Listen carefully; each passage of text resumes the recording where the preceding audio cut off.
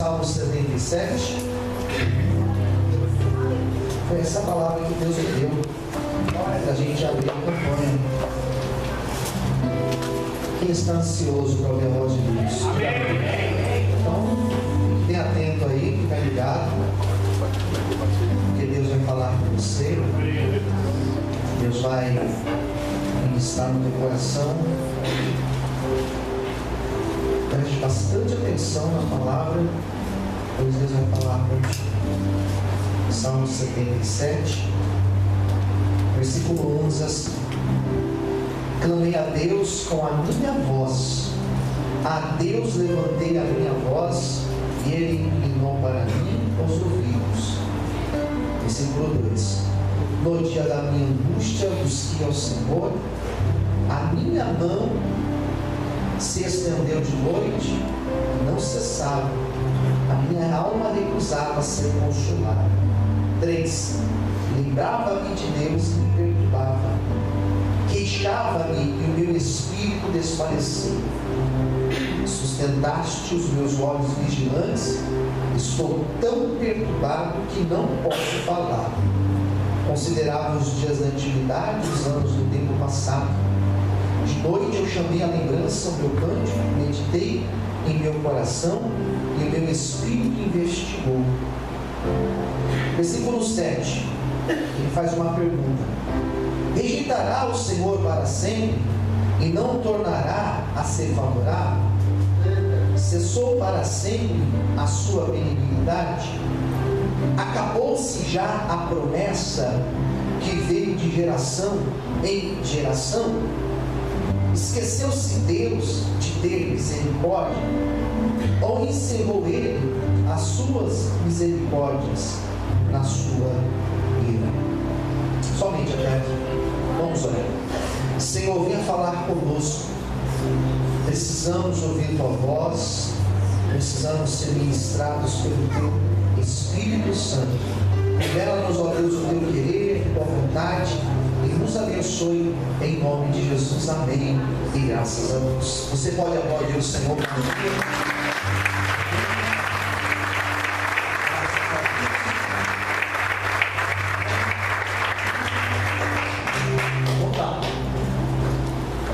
Hoje é o primeiro dia e eu preciso falar um pouquinho mais do que os outros dias para explicar de quem nós estamos falando. Quem é o personagem que nós falaremos hoje e nos próximos dias? Nós vamos falar de Asaf. A história de Asaf, ela não está escrita dentro das páginas da Bíblia, como, por exemplo, a história do patriarca Abraão. Abraão, você lê vários relatos da vida de Abraão, mostrando desde quando Deus o chama, quando ele ainda estava lá em Ur dos Caldeus, Deus o chama para uma terra prometida. Nós não temos a história dele como a história de Moisés, que mostra desde quando nasce, toda a sua caminhada, até a sua morte. Asaf, nós não temos tantas informações assim. Nós não temos tantas informações como Davi, que mostra desde menino, desde adolescente, até velho e morrendo. A história de Asaf é uma história que nós temos poucos relatos históricos sobre ela, e nós temos alguns salmos que falam sobre a sua vida. E na verdade nós tiramos conclusões lendo estes salmos. É mais ou menos você pegar o diário de uma pessoa e você ler o diário dessa pessoa, e você, a partir desse diário, você fazer uma interpretação de quem é essa pessoa. Quando você estuda a psicologia, você aprende a ler, a conhecer a pessoa por um desenho, por exemplo. Por um desenho, por algumas informações ditas claramente ou não claramente ditas, mas nas entrelinhas você consegue extrair traços da personalidade da pessoa. Quando você vai fazer um exame criminológico, ali não vai se perguntar à pessoa: você vai matar alguém novamente? Não. Mas através do exame eles conseguem diagnosticar ou prever se a pessoa tem ainda indícios que vai cometer crimes, que vai matar mais alguém. Então, na vida de Asaf, a gente pode tirar conclusões maiores, não pelas histórias citadas lá nos livros, por exemplo, de Reis, ou melhor, de Crônicas. Nós tiramos as grandes conclusões sobre a vida de Asaf lendo os Salmos que ele escreveu. Quando você lê aquilo que Asaf escreveu, ou as suas características de escrita, você consegue perceber algumas coisas muito importantes sobre a sua personalidade. Primeiro, quando a gente lê Asaf, a história dos Salmos de Asaf, nós percebemos que Asaf ele era um homem íntimo de Deus. Isso fica claro. Um homem que tinha uma certa intimidade, ou uma profunda intimidade com Deus. Pastor, mas como nós sabemos disso?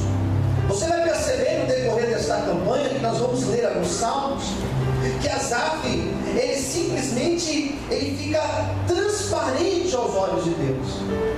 Ele não tinha problemas para orar. Ele não tinha meias palavras para falar com Deus. Ele não queria impressionar a Deus. Ele não fazia as coisas para Deus para causar uma boa impressão. Ele era sincero. Ele tinha uma característica marcante, que era a característica da sinceridade ao se relacionar com Deus. Isso nós precisamos desenvolver. Para ter um ano abençoado, a gente precisa ter um ano de intimidade com Deus. Posso ouvir amém, queridos? Nós precisamos desenvolver um relacionamento íntimo com Deus, a tal ponto da gente ter a sinceridade de colocar os joelhos no chão e falar com Deus sem problemas algum. Semana passada eu estive aqui ministrando na quinta-feira, lá em Eclesiastes, no capítulo 3. Uma das coisas que eu falei em Eclesiastes é que existe o tempo de rasgar. E o rasgar é você ser sincero, é você mostrar quem você é para Deus. Então Asaf, nas suas orações e nos seus salmos, ele demonstra uma grande sinceridade. Ele orava de maneira muito pura na presença de Deus. Quem era Asaf? Asaf ele era um levita. Era alguém da descendência de Levi, que vivia exclusivamente. Ele era exclusivo do trabalho para Deus. Quem entendeu? Diga amém.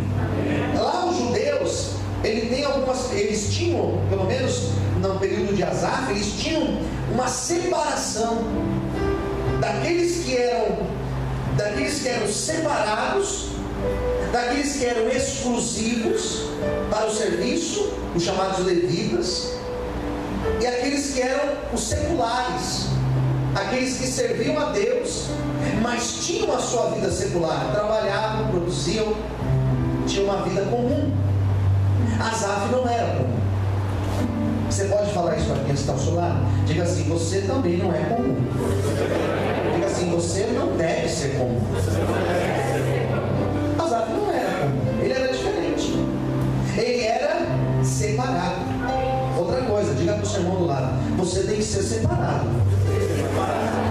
O que é separado, pastor? Casou e separou?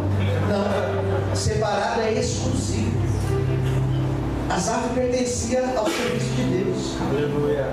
Asaf pertencia ao trabalho do templo, cuidava do templo, era levita, era músico, escrevia músicas, era um poeta, era um compositor, e era um homem que tinha o cuidado de limpar o templo, de cuidar do sacrifício, de cuidar da manutenção de tudo que estava relacionado ao templo. O templo era um lugar sagrado para os judeus.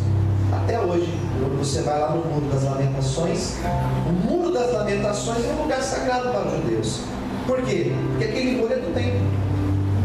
Então eles beijam aquele muro, eles abraçam aquele muro, eles choram perante aquele muro. É uma emoção muito grande naquele lugar. Os judeus até hoje têm aquele lugar como santo. Asaf era santo, separado. Mas Asaf, quando você lê as composições, os salmos de Asaf, você percebe que ele tinha alguns traços muito fortes de um homem que vivia em crise. Ele tinha problemas sérios com a crise existencial.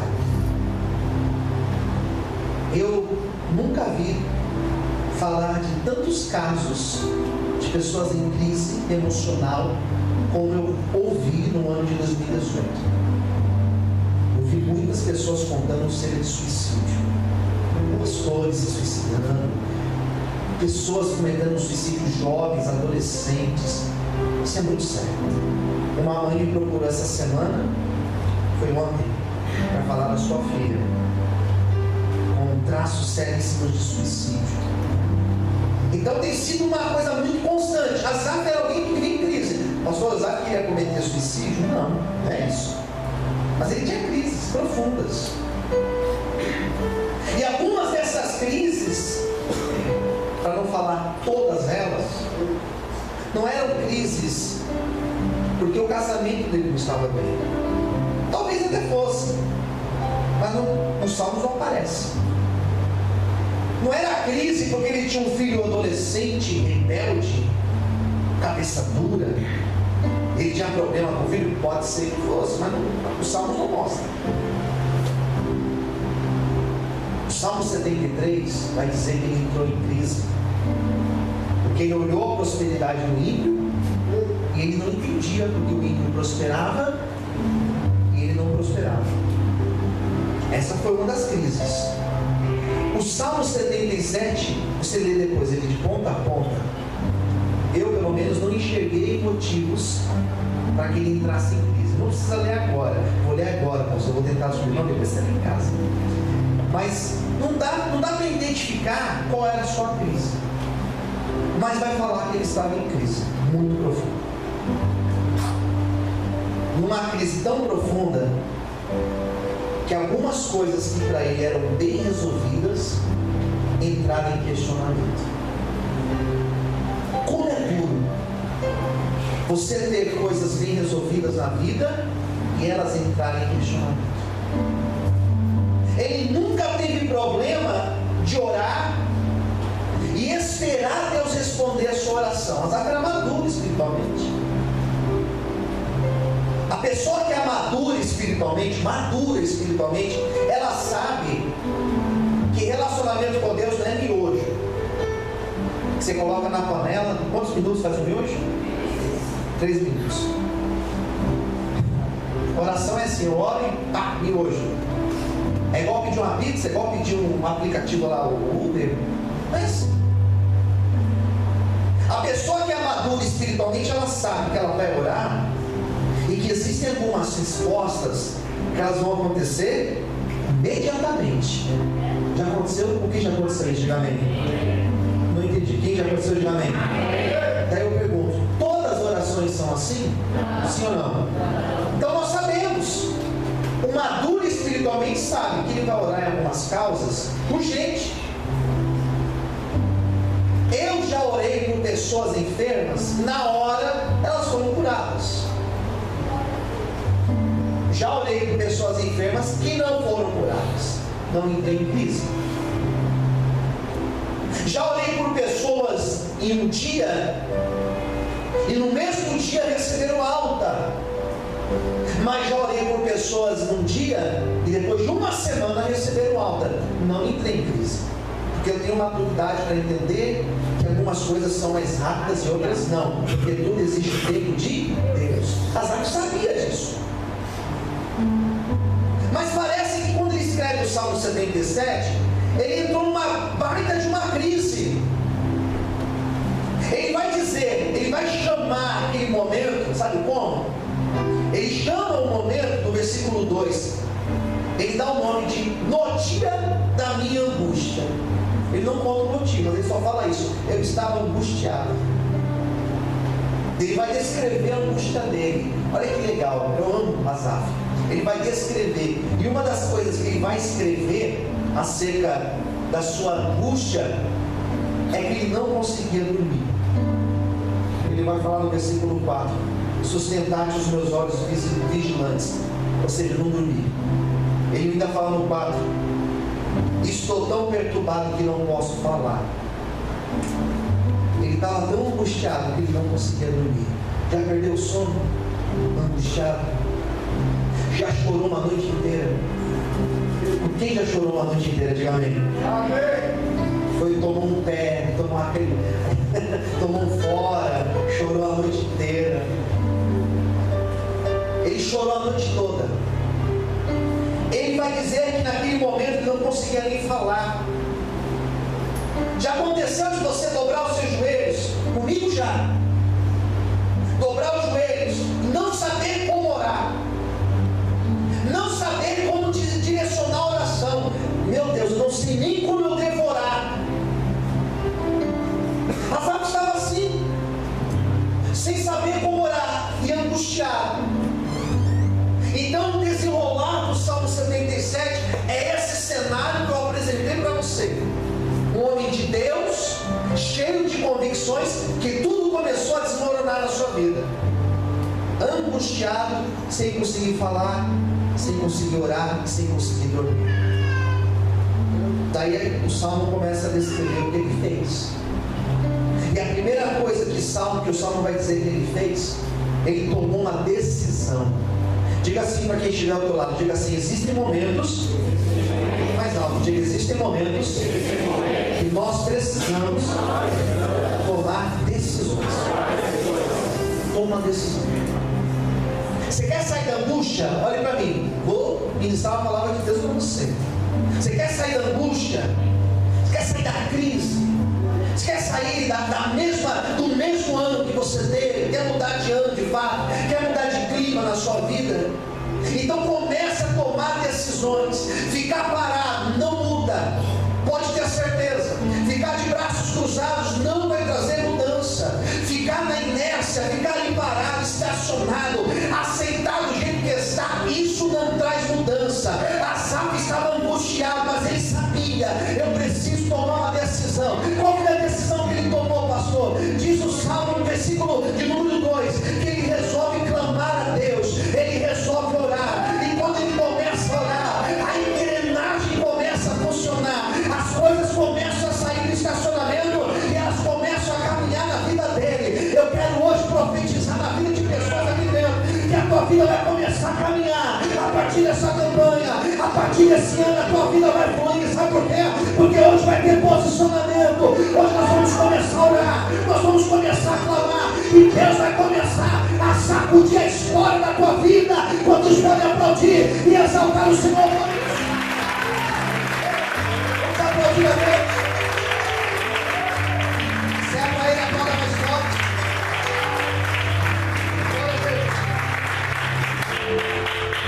O salmo começa assim: clamei a Deus. Resolvi clamar. Resolvi tomar um posicionamento de clamar. É tempo de começar a clamar a Deus. Fala para o irmão: clame mais. Olha aqui para mim, para de murmurar e comece a clamar. Pare de reparar em um e no outro e comece a clamar, amém? Para de ficar chorando e comece a clamar. Comece a orar. Para de ficar aí sonhando, só sonhando, só sonhando. Comece a clamar em cima dos teus sonhos, amém? Para de ficar parado aí, achando que você é um para-raio de problemas, de desgraças. Não, comece a clamar e as coisas começarão a acontecer na tua vida. Em nome de Jesus, você pode aplaudir a Deus, exaltar o Senhor por isso. Aleluia. Fala uma vez aí. Comece a orar. Comece a orar. A decisão que ele toma é orar. Eu vou orar por esta causa. Percebe que no meio dos questionamentos, no meio das perguntas que ele fazia, ele vai dizer no versículo 2: a minha alma, ela não aceitava ser consolada. Nada que as pessoas diziam para ele consolava. Nada que as pessoas falavam para ele trazia paz. Olha como oração é importante. Nos momentos que nós não conseguimos falar para o coração de alguém, para a alma de alguém, olhe no pensamento. Às vezes a gente vai no velório